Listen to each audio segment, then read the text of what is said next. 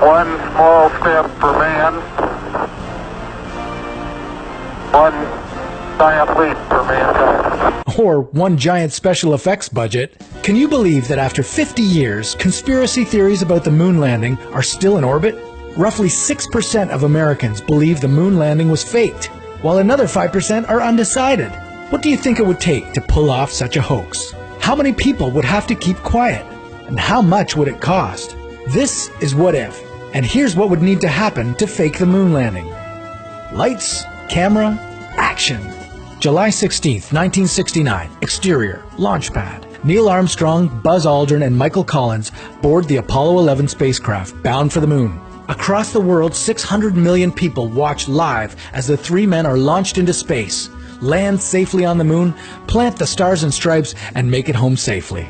Come to think of it, that does sound a lot like Hollywood. But can you think of a studio with a $150 billion operating budget? In total, the Apollo program was allocated $24 billion to get to the moon, roughly 60% of NASA's budget at the time. That equals $150 billion in today's dollars. Assuming all that money went into pulling off the perfect hoax, how would they have spent it? Let's start with payroll. At the time, NASA had about 411,000 employees. An Oxford physicist, Dr. David Grimes, calculated that the secret might have had a chance to stay quiet for as long as 3 years and 8 months with that many people. So how do you keep 411,000 employees quiet about a fake moon landing mission for longer than 3 years? A bribe might be able to buy some silence. Today's NASA employees earn an average of $62,500. If you divide the Apollo budget in today's dollars amongst a workforce of 411,000 people, it comes to a payout of roughly $365,000 per person. Of course, employees would have had to accept much less, given the cost of the equipment and the production needed to fake a moon landing. You may have noticed that the shadows in the photographs of the moon landing appear to be parallel.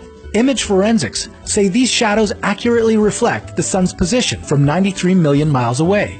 Under conventional studio lighting, the shadows would appear more divergent, meaning NASA would have to step up their game in order to achieve a convincing look. To properly fake the sun's lighting in the 1960s would require a wall of millions of powerful laser lights so close together they'd be like pixels on a computer screen. Now consider that the $150 billion committed to the Apollo program was spent on 6 separate visits to the moon. So whatever the cost of the first conspiracy, bribes, equipment, etc., multiply that by 6. In 2009, NASA's Lunar Reconnaissance Orbiter sent back high-resolution photographs of each of the Apollo moon landing sites, showing boot marks left by astronauts. To fake these, NASA would have had to send something to the moon, like a robotic rover to make some tracks. The combined cost of the vehicle and the mission to put it on the moon would be roughly $68 million. Then another $504 million for a lunar orbiter to take the pictures. The bottom line of this prolonged spending spree is that the cost of faking a moon landing far outweighs the cost of doing it for real. Luckily, we're a species that puts its money where its mouth is, especially when we get curious. And how's your appetite for adventure? Are you ready for another one? Comment below on where you'd like us to take you next, and join us again on What If?